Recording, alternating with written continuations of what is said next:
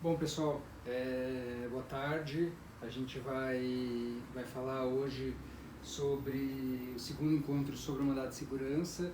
Então, a gente já deu uma pincelada inicial sobre os principais aspectos do mandado de segurança.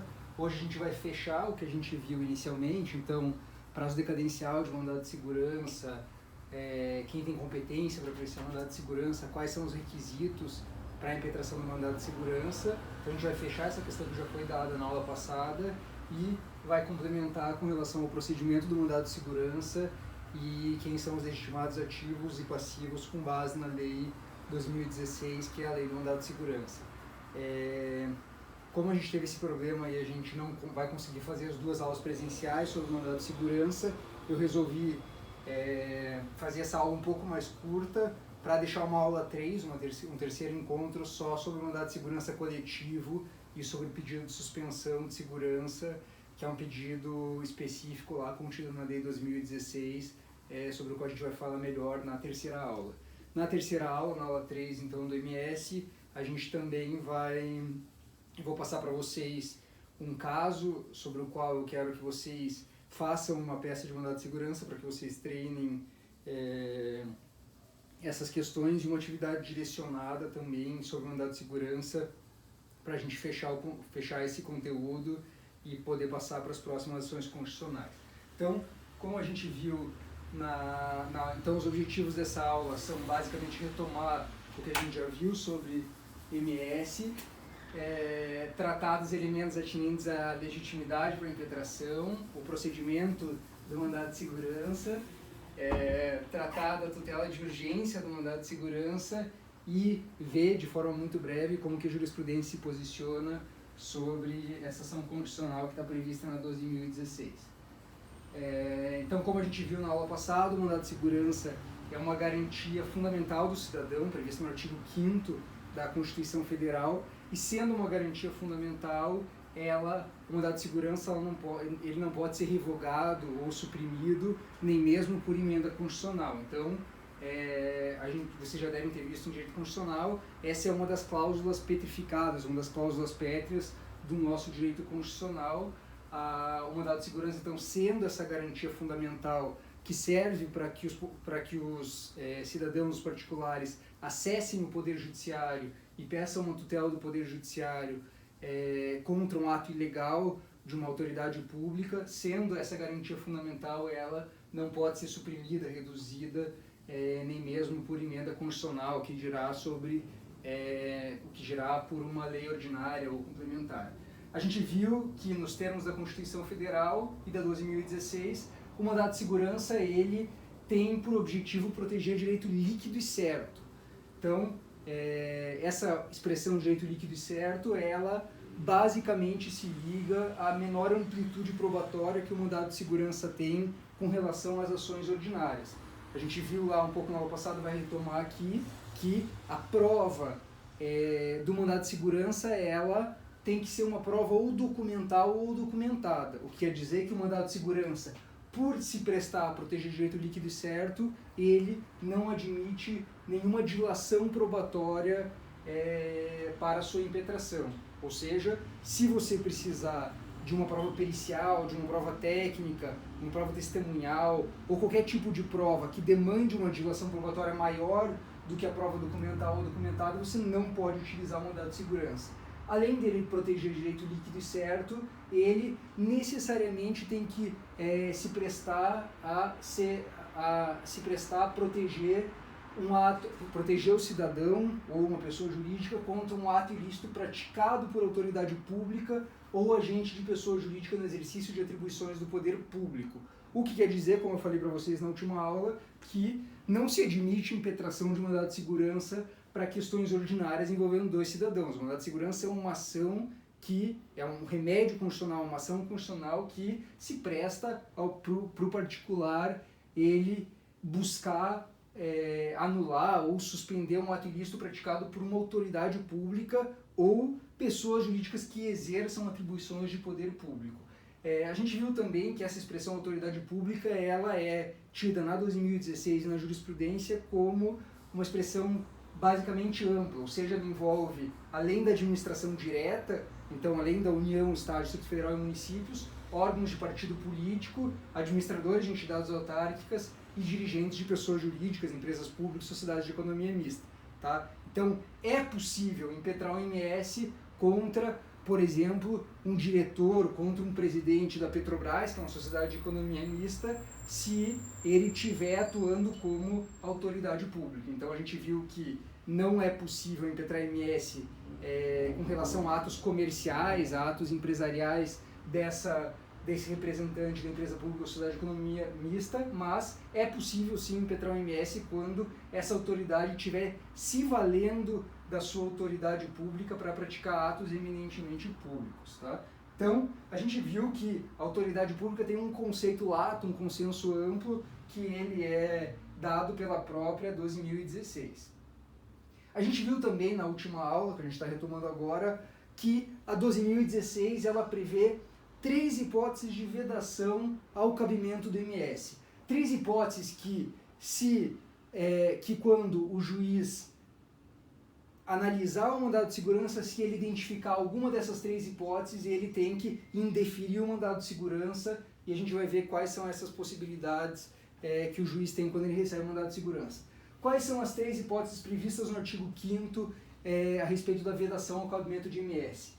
Você não pode impetrar o IMS nos termos do artigo 5º, inciso 1 da 12.016, com relação a ato contra qual caiba recurso administrativo com efeito suspensivo. Então, está numa licitação, teu cliente foi inabilitado, se você ainda tiver um recurso com efeito suspensivo para interpor, você não pode impetrar IMS. Essa é uma hipótese de encabimento do IMS. Segunda hipótese de não cabimento de IMS, decisão judicial contra a qual caiba recurso com efeito suspensivo. Então, é óbvio que se você puder interpor uma apelação, por exemplo, que tem efeito suspensivo ope legis, você não pode impetrar IMS. E, terceira hipótese prevista no artigo 5º que a gente viu na última aula, decisão judicial transitada em julgada, porque nos termos, inclusive, simulados pela jurisprudência, não é possível impetrar mandado de segurança para substituir a ação rescisória. Então, a ação que você tem que ajuizar para questionar, para atacar uma decisão judicial transitada em julgado é a ação rescisória e não o mandado de segurança. Alguns outros requisitos fundamentais para a impetração de mandado de segurança. Como a gente falou, tem que ser um direito líquido e certo, ou seja, a parte tem que ser capaz de demonstrar esse direito logo no começo do IMS e sem nenhuma amplitude probatória, com pouca amplitude probatória, ela tem que fazer prova documental ou documentada a respeito do seu direito. Segunda característica essencial, o mandado de segurança tem que ser impetrado no prazo decadencial de 120 dias a partir do momento em que o impetrante tem conhecimento a respeito da ilegalidade do ato praticado pela autoridade pública. Então, passaram 120 dias, fecha a porta do mandado de segurança e tem que ir para as vias ordinárias, tem que tentar atacar esse ato ilegal com uma ação anulatória, não pode se valer do IMS. Além disso, a gente viu na aula passada algumas questões atinentes à competência para o julgamento, apreciação e julgamento do IMS. A gente viu que cabe ao STF julgar IMS contra ato do presidente da República e além de outras autoridades públicas, nos termos do 102, inciso 1, e existe um paralelo, como a gente conversou, que cabe ao Tribunal de Justiça competência originária para apreciar, julgar mandados de segurança impetrados contra governador, secretários de Estado, Tribunal de Contas do Estado. Então, essas foram as questões mais importantes que a gente viu na última aula. Começando com conteúdo novo, a gente vai falar da legitimidade ativa e passiva para a impetração do IMS.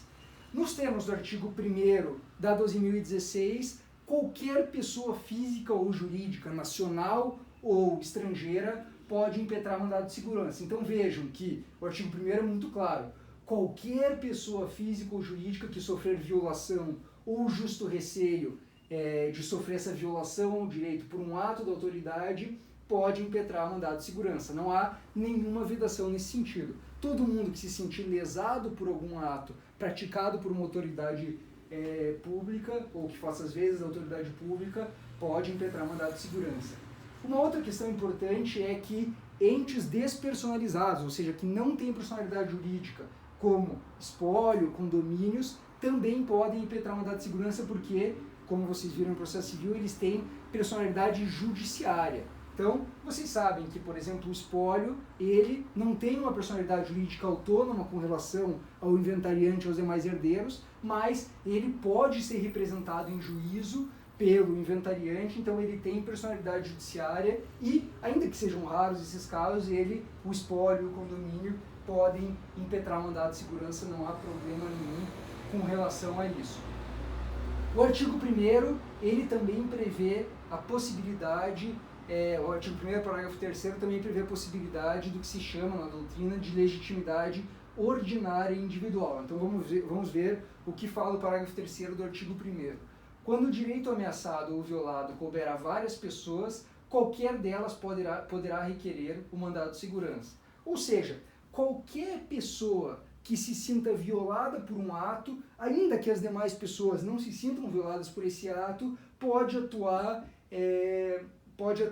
em nome próprio e impetrar o mandado de segurança. Aqui a gente está diante de um litisconsórcio ativo facultativo. Então, não se está diante de um litisconsórcio ativo obrigatório em que todas as pessoas ameaçadas pelo ato ilegal teriam que impetrar o MS. Não. Qualquer um que se sinta ameaçado ou violado no direito pode impetrar um mandado de segurança, requerer direito em nome próprio, não há problema nenhum com relação a isso. O mais interessante a respeito de legitimidade ativa é a regra do artigo 3º e parágrafo único da 12.016. Essa é uma regra que até pouca gente sabe, mas que é muito relevante no âmbito do MS em questões pontuais como concurso público e licitações. Então vejamos o que prevê o artigo 3º e o seu parágrafo único. O titular de direito líquido e certo decorrente de direito em condições idênticas de terceiro poderá impetrar mandado de segurança a favor do direito originário se o seu titular não o fizer no prazo de 30 dias quando notificado judicialmente.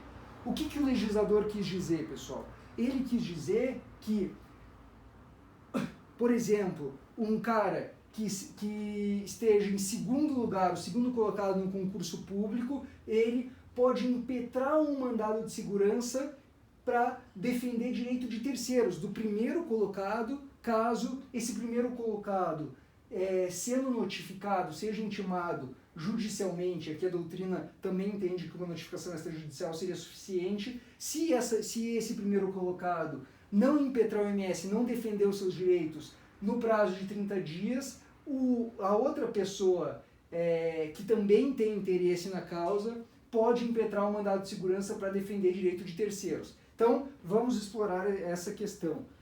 Vamos supor que teve um concurso público da Polícia Militar aqui do Estado, por exemplo, e a Polícia Militar e o Estado do Paraná, quando foi convocar os aprovados para o concurso público, por alguma questão, chamou o terceiro colocado em detrimento dos outros dois primeiros colocados, por qualquer questão que vocês possam imaginar. A rigor, essa convocação do terceiro colocado, ela viola principalmente o direito do primeiro colocado, que seria a pessoa que seria convocada para assumir a vaga. Vamos dizer que esse primeiro colocado tenha perdido interesse no concurso público. Então ele tinha o direito de impetrar o MS para atacar essa nulidade, mas ele não fez nada. O segundo colocado, que também tem interesse em ser chamado, porque ele tem interesse que o ato administrativo que chamou o terceiro colocado seja decretado nulo. Então o terceiro colocado ele tem que notificar o segundo colocado, tem que notificar o primeiro para exercer o seu direito, e caso esse não faça no prazo de 30 dias, o segundo colocado pode impetrar um mandado de segurança utilizando da legitimação extraordinária para defender o direito de terceiros do primeiro colocado. Essa é uma situação meio sui generis, mas é possível de acontecer também no caso de licitações públicas, também quando há uma violação à ordem na convocação. Então, o artigo 3º e o parágrafo único prevêem a hipótese de legitimação extraordinária do MS, quando, então, o impetrante defende direito de terceiros, mas também defende interesse próprio.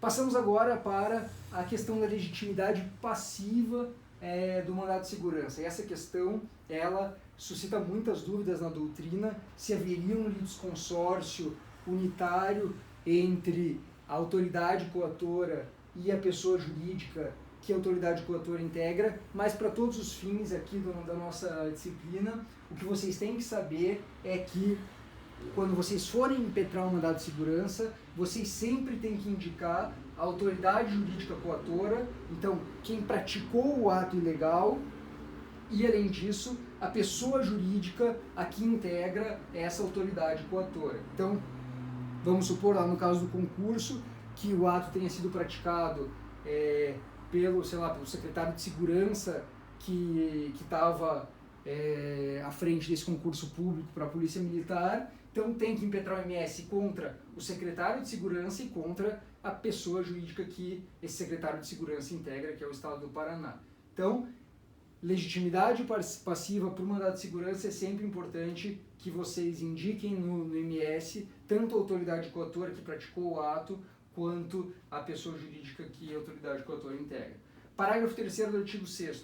Considera-se a autoridade coatora aquela que tenha praticado o ato impugnado ou da qual emane a ordem para a sua prática.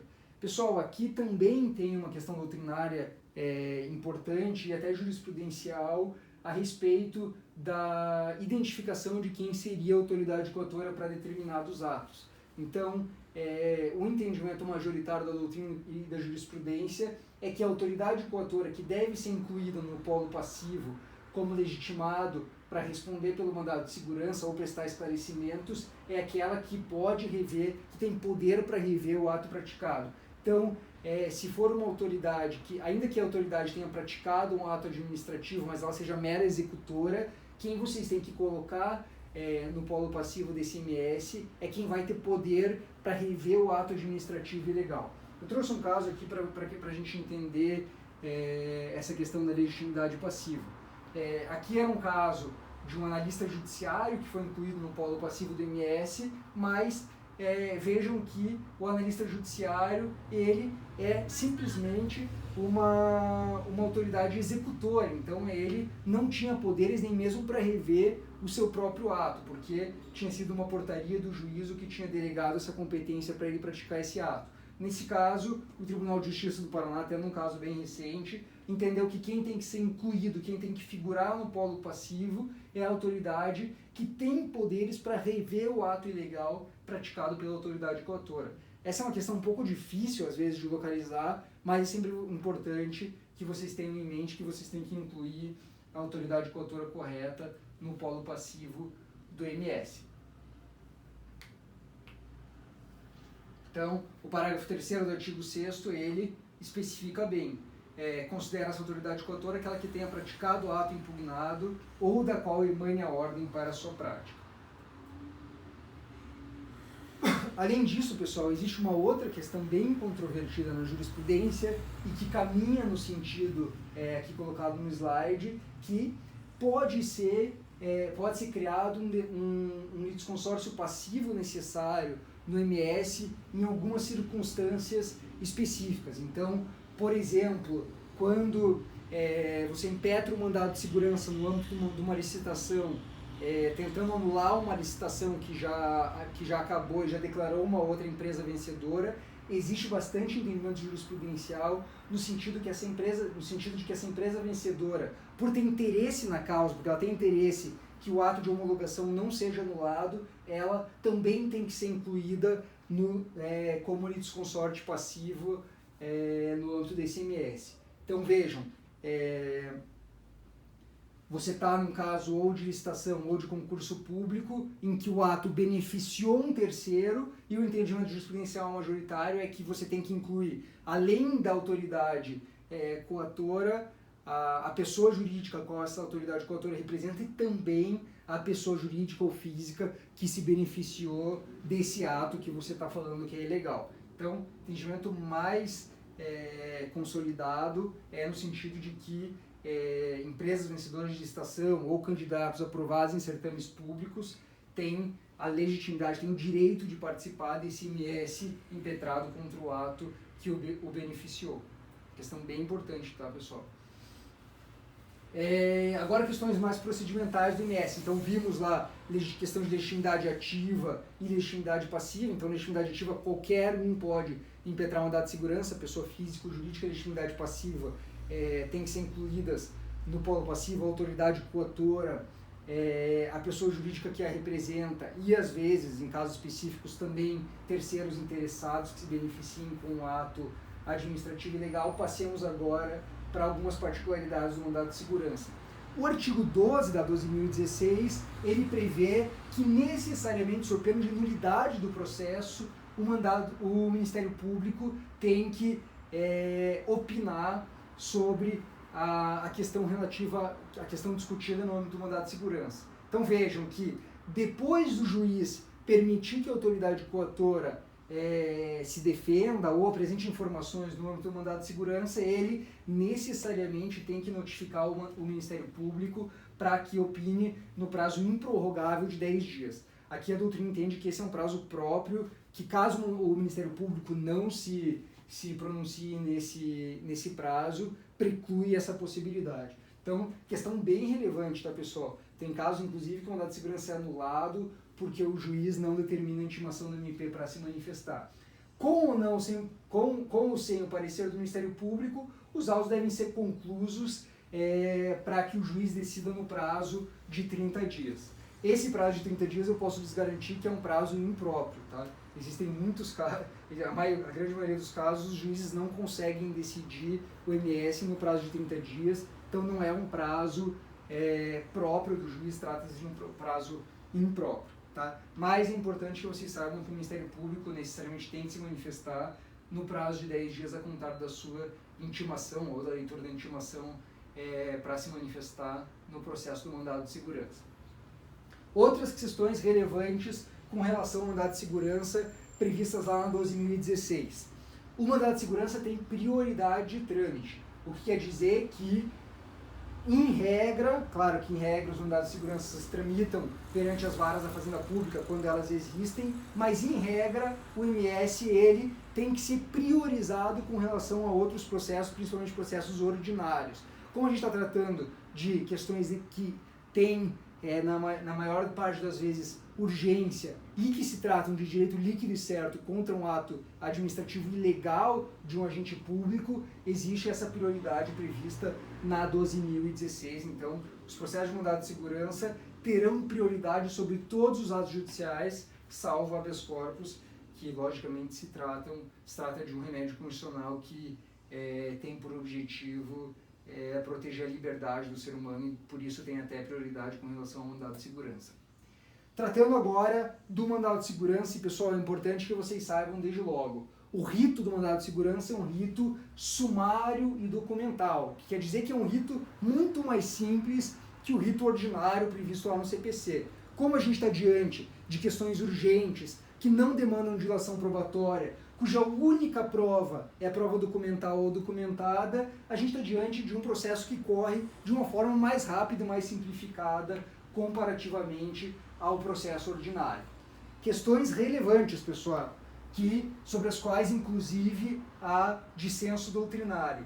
Em regra, seja no âmbito ordinário ou no mandado de segurança, o autor tem que juntar com a petição inicial todos os documentos que ele pretende utilizar para comprovar a rigidez da sua pretensão. Então, vocês sabem, isso é uma regra lá do CPC, que vocês já viram com certeza, que a prova documental ela tem que ser produzida como regra geral logo no início da ação. O autor e o réu também, quando vai contestar, tem que juntar todos os documentos que entendam relevantes para defender seus direitos em juízo. O 435 do CPC, ele prevê a possibilidade que a prova documental seja produzida a qualquer tempo quando configuradas hipóteses específicas. Então, quando se tratar de documentos novos ou quando destinados então, lista as partes em qualquer tempo juntadas aos documentos novos, quando destinados a fazer prova de fatos ocorridos depois articulados ou para contrapô-los aos que foram produzidos nos autos. E aí no CPC, prevê, eu não trouxe aqui, mas o CPC prevê a possibilidade do autor juntar documentos novos quando ele não tinha conhecimento da existência desses documentos ao tempo da petição inicial, ao tempo da proposição da petição inicial. A dúvida da doutrina da jurisprudência era se seria admitida a juntada posterior de documentos depois da impetração do MS, tratando-se de documentos novos ou aos quais o impetrante não tinha conhecimento quando impetrou o MS. O entendimento majoritário do STJ é que, ainda que se tratem de documentos novos, as regras específicas, o procedimento sumário específico do MS faz com que o autor, o impetrante, não possa impetrar documentos novos, ainda que eles sejam novos. Tá? Então, entendimento do STJ bem consolidado, no sentido de que o impetrante necessariamente tem que juntar todos os documentos e, ainda que ele tenha acesso a documentos novos, ele não pode impetrar nos autos, ou esses documentos não podem ser aceitos para fins probatórios.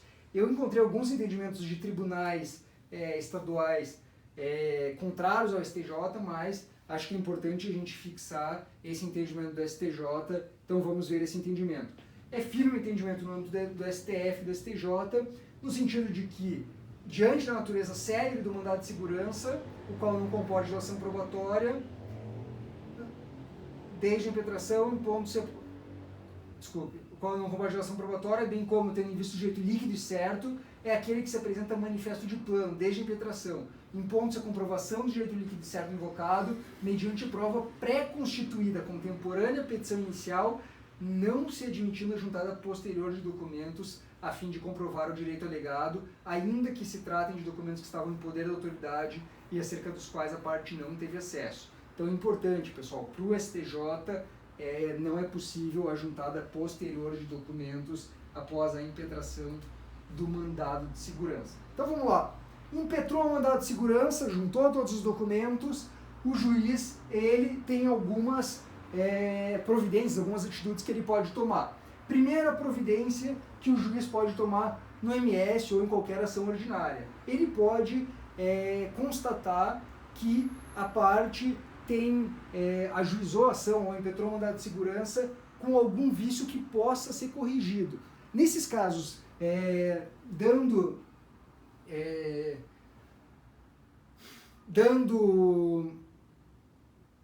valor à economia processual, então respeitando, priorizando a economia processual, o que o juiz tem que fazer? Ele não tem que indeferir o MS de pronto, ele tem que determinar que a parte corrija, emende a petição inicial. Então, se a parte indicou uma autoridade errônea, uma autoridade que não era autoridade coatora, o juiz, em vez de indeferir a inicial, ele tem que notificar, intimar a parte para que ela corrija esse vício que pode ser sanado no âmbito do processo.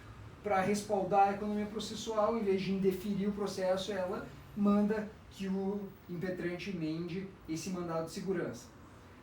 Segunda conduta possível do juiz, então a gente viu que o juiz pode determinar a emenda da petição inicial. A segunda conduta é que o juiz pode indeferir a petição inicial. Então vejam o que o artigo 10º da 12.016 prevê. A inicial será desde logo indeferida por decisão motivada, quando não for o caso de mandado de segurança, ou seja, quando a parte impetrou o MS, mas não podia ter impetrado, seja porque não se está diante de um ato praticado por uma autoridade pública, seja porque esse processo, essa causa demanda dilação probatória superior à dilação documental ou documentada, ou lhe faltar algum dos requisitos legais, ou quando decorrido o prazo legal para impetração. Então vamos lá, pessoal. O impetrante impetrou o mandado de segurança contra um ato praticado por um privado, por um ente privado que não está exercendo nenhuma autoridade pública. O juiz indefere a petição inicial, indefere o mandado de segurança.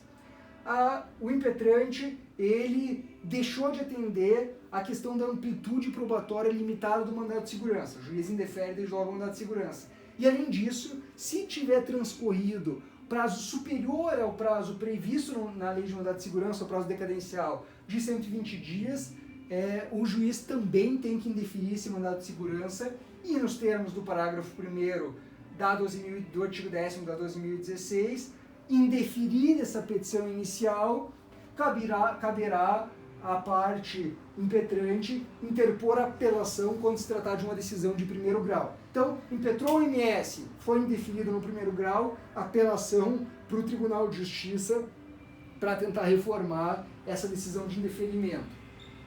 Se o mandado de segurança tiver sido indeferido por um órgão do tribunal, por exemplo, uma decisão monocrática de um desembargador integrante do Tribunal de Justiça, daí cabe agravo interno para que, ou agravo regimental, agravo interno, depende do como o tribunal chamar isso, para que essa decisão de indeferimento seja apreciada coletivamente pelos desembargadores que formam o órgão jurisdicional do tribunal.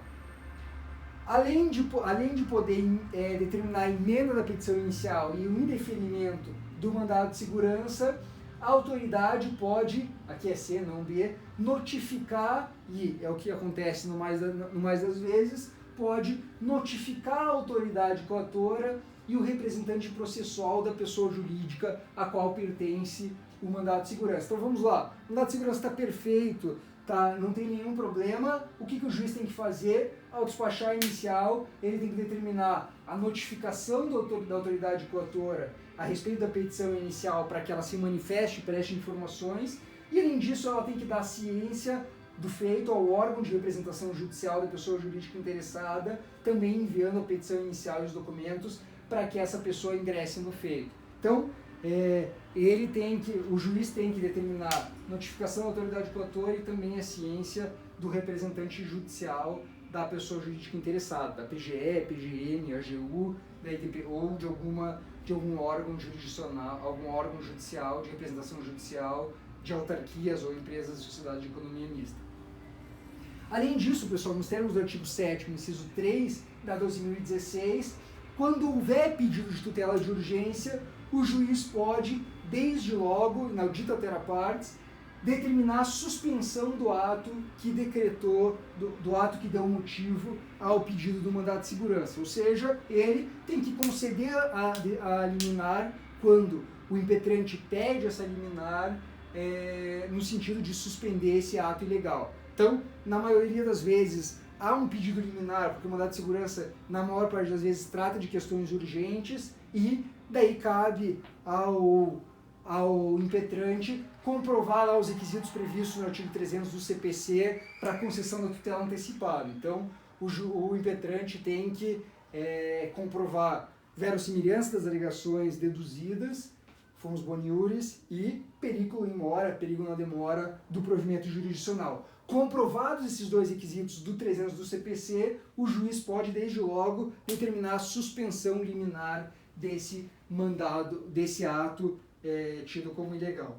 Dessa decisão do juiz que concede ou denega a medida liminar, cabe normalmente agravo de instrumento contra essa decisão que decidiu a questão da tutela antecipada do mandado de segurança. Então a gente viu que quando há um indeferimento do MS, cabe apelação, e quando há uma concessão ou não concessão de liminar, cabe agravo de instrumento. Então, dois recursos diferentes que se prestam a atacar atos jurisdicionais diferentes. Pessoal, essas eram as questões mais importantes que eu tinha para falar hoje sobre o procedimento do MS. Na próxima aula a gente vai tratar de mandado de segurança coletivo e do pedido de suspensão de segurança, que é um pedido previsto lá na 12.016. Tá? Na próxima aula também eu vou passar o caso para que vocês comecem a estudar com mais detalhamento o mandado de segurança e começar a preparar a atividade direcionada e a peça do mandado de segurança. Beleza? Então a gente conversa na próxima aula. Tchau, tchau.